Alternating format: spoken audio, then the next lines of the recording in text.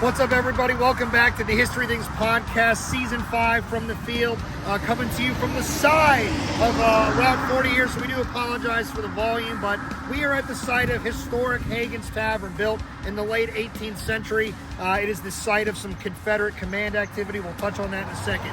When we last left you, we were in Middletown, Maryland. We were discussing the ransom as the forces of the Confederate Jubilee Police Force had moved into the area, demanding clothing, supplies, $1,500 in cold, hard greenback cash from the town of Middletown. But this is not a campaign like all things in life where things are happening in a vacuum, where it is one thing and then the next thing. There's lots of simultaneous action, and that's exactly what's going on here. So while we just left you in Middletown as far as our videos are concerned, simultaneously to that action, we actually started moving into the combat part of this story.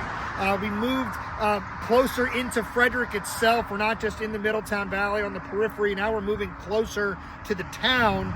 Still a bit of ways outside, but moving closer to it, Matt. And this is where the fighting is going to really start to happen. Tell our listeners sort of how we move out of the movement phase into the combat and movement phase. Sure, Pat.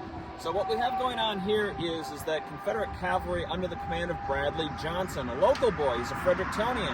He's commanding primarily Maryland cavalry. He has been moving through Middletown and driven out a skirmish line of the 8th Illinois Cavalry.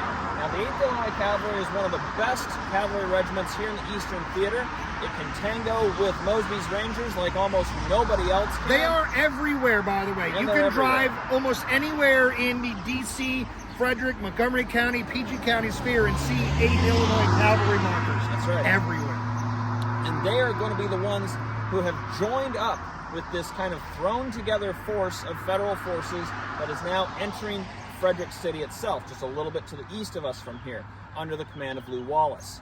Now, when it comes to the 8th Illinois, they need to figure out what exactly is coming at them. They've been requested by Wallace to find out what's out there, and they've gone up and over Braddock Heights into the Middletown Valley, where they have clashed with the Confederate advance. Being kind of pushed back over Braddock Heights, they're now moving down the mountain here, the Catoctin Mountain, towards Frederick, giving ground in front of Bradley Johnson. Johnson himself is going to make his headquarters here at Hagen's Tavern.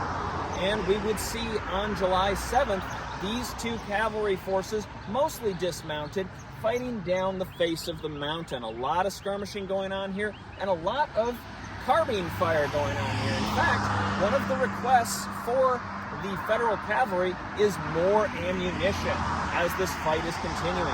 We would also see General Wallace sending support, specifically elements of the 1st Maryland Potomac Home Brigade and a section of guns from the Baltimore Light Artillery. Now, those guns are going to help keep Johnson at bay, and Bradley Johnson is going to pull his troops back up to the mountain to this vicinity, to again, right around Hagen's Tavern, by the end of the day on July 7th. It would be due to this clash on July 7th that Wallace would send a telegram to Washington, D.C., updating them as to the fighting, and really touting his fairly inexperienced forces, letting Washington know that, quote, think I've just had the best little fight of the war, driving back these first Confederate probes. You just wait, Lou. But you just wait. There's more Confederates coming, as Pat suggested, and we'll see you next on the outskirts of Frederick. All right, so we're going to catch up with you with another July 7th story in just a few minutes. If you're watching in real time as these videos are coming out, we're going to drive down the road and catch up with you at Rocky Springs. Again, remember, at this point in time in the campaign, nothing is happening in a vacuum. Lots of things happening at once. So while we're going to leave you at Hagen's Tavern, we're going to jump over and see what that fight at Rocky Springs is looking like. Again, follow us on all of our social media. And again, thanks as always for watching and listening. I'm Pat. This is Matt. We're the History Things Podcast.